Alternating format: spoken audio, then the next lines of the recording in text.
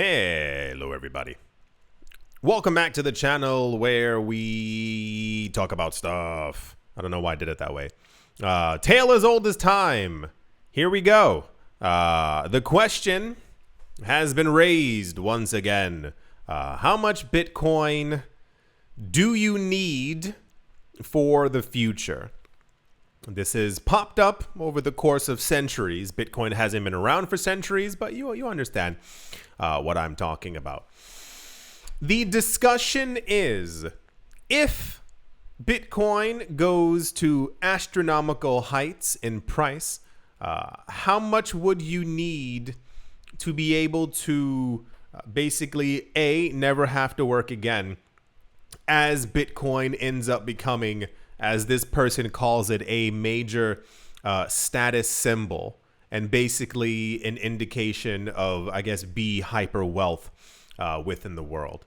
Someone by the name of Lepard, very fancy, L-E-P-A-R-D, says and believes that in the future, Bitcoin is going to have a multi-million-dollar valuation.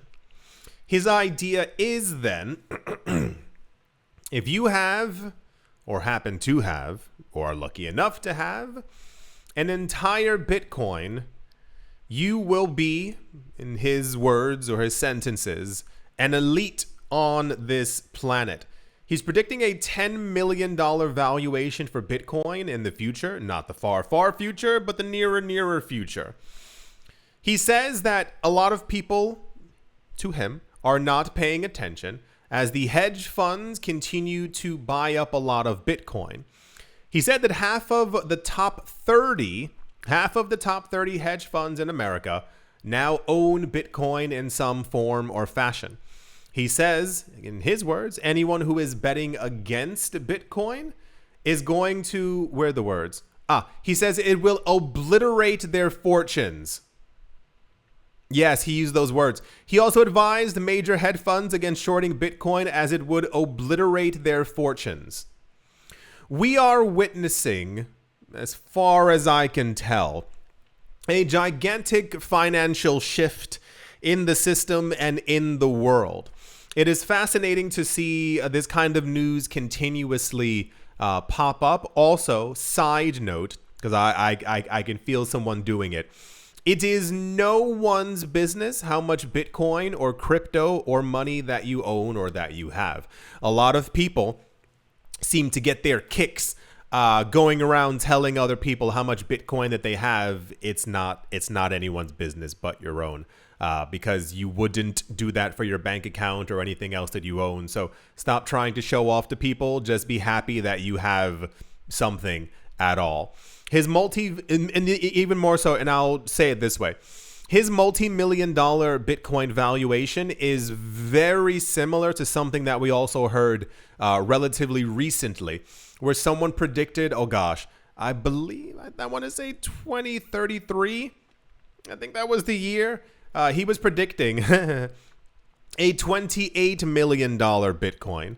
And his idea was that if you had even a tenth of a Bitcoin, you were basically kind of like set for life. You don't really have to worry about money in the future. Even more so, for those of you who didn't see one of the other recent videos, we're getting like a smidge away from $1 million Bitcoin price predictions again for 2025. The amount of Bitcoin that's left on exchanges, that's not left on exchanges, the amount of Bitcoin that we continue to see being accumulated is also quickening and rapiding, getting more and more every single day. A lot of people, and this is, words of wisdom, a lot of people continue to be wrapped up in exactly what the Bitcoin ETFs are doing, as opposed to paying attention to like what's happening in all the other addresses around the world who are constantly purchasing hundreds of Bitcoin per day, every day, per day.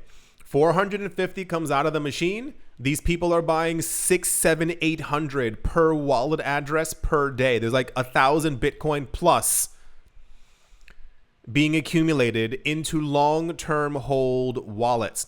Yeah, he says an entire Bitcoin.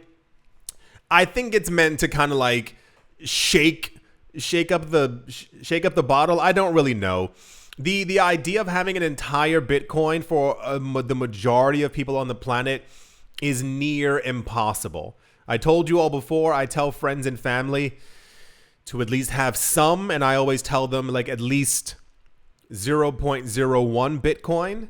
But if we can be completely realistic, the way that Bitcoin appears to be going, as long as, you know, if you have a tenth of a Bitcoin and you're lucky enough to even have more than that, you are probably setting yourself up. And well, no.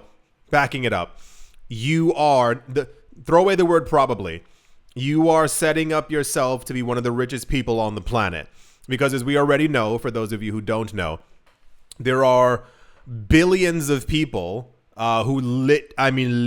these people make like $1 per day.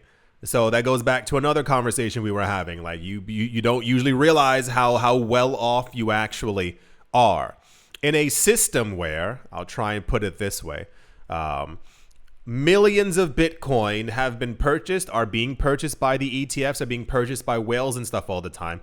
If we keep getting news of these companies and institutions are buying up 2,500, 3,000, 18,000, 27,000 Bitcoin in one go, the idea being that owning an entire Bitcoin will be completely impossible for every millionaire and every billionaire on the planet. So realistically, if you have a tenth of a Bitcoin, you're like astronomically farther than, once again, even people like within the country that you're currently in, wherever you might be, because they're also mathematically never going to be able to own even a tenth of a Bitcoin. I know it sounds completely insane.